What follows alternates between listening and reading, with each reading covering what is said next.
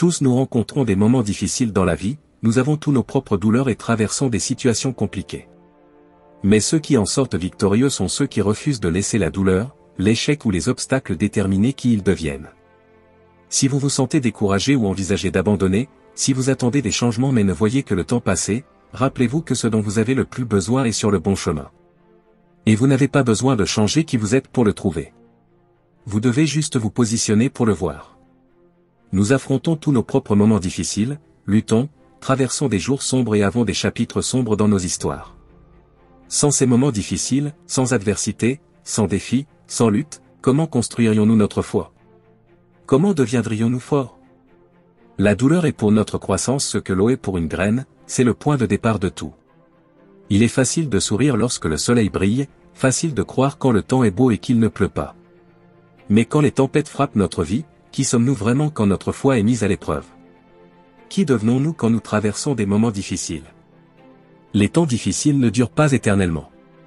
Tout est une phase, quelle que soit la phase dans laquelle vous vous trouvez, vous devez juste trouver le chemin qui vous maintient en vie.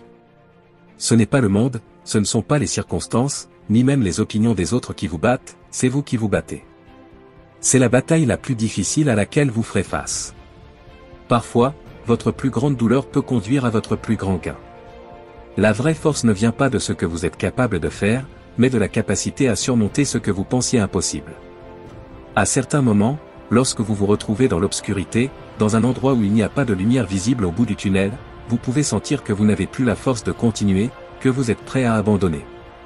Cependant, en réalité, c'est à ce moment que la graine de votre potentiel, la graine de votre grandeur, vient d'être plantée. Tout dépend de la façon dont vous percevez cette situation. Ce monde ne se soucie pas de vous, il veut vous faire sentir vaincu. Donc, si vous vous êtes déjà vaincu et que le monde vous présente quelque chose qui valide ce que vous pensez déjà, vous y croirez. Les moments difficiles ne durent pas éternellement, alors ne vous y résignez pas. Peu importe ce que vous affrontez, ne abandonnez pas. Les différentes phases sont essentielles dans la vie, car sans elles, comment pourriez-vous mûrir, comment pourriez-vous vous renforcer? Ce n'est pas la fin, cela va générer quelque chose de spécial, renforcer votre foi, vous rendre plus résilient. Il n'y a pas de force sans douleur, pensez Y. Toutes les tempêtes ne viennent pas pour perturber votre vie, certaines viennent pour ouvrir la voie à votre éclat, certaines viennent pour ouvrir des portes vers votre grandeur. Vous devez simplement faire face à cette douleur, surmonter cet échec, franchir cet obstacle, persister et ne jamais abandonner, et continuer à croire en vous-même, car cette douleur a été placée sur votre chemin pour tester votre force, pour voir si vous pouviez vraiment la surmonter, pour voir si vous étiez digne. Comment pouvez-vous devenir une personne plus forte si vous n'avez jamais traversé rien? Comment pouvez-vous devenir une personne plus résiliente si vous n'avez jamais affronté de défis?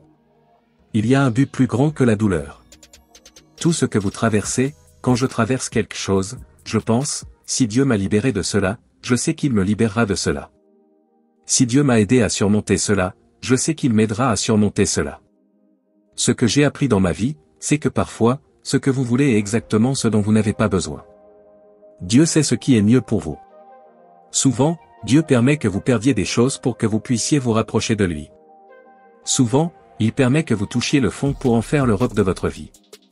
Utilisez toute cette douleur comme carburant pour votre vie. Ne regardez jamais en arrière, parce que vous avez fait le choix. Vous avez choisi de transformer ces revers en un grand rebondissement. Parfois, votre plus grande défaite est votre plus grande victoire. Une défaite n'est pas toujours une défaite, et vous ne le comprendrez jamais maintenant, mais vous devez laisser votre foi comprendre ce qui sera et ce que Dieu vous réserve. Voyez l'ironie magnifique, c'est précisément ce qui a essayé de vous abattre qui vous a rendu plus fort, vous a rendu meilleur.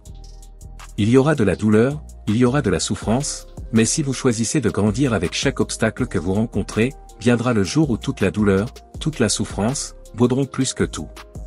La lutte quotidienne ne vous arrête pas, elle vous rend plus fort.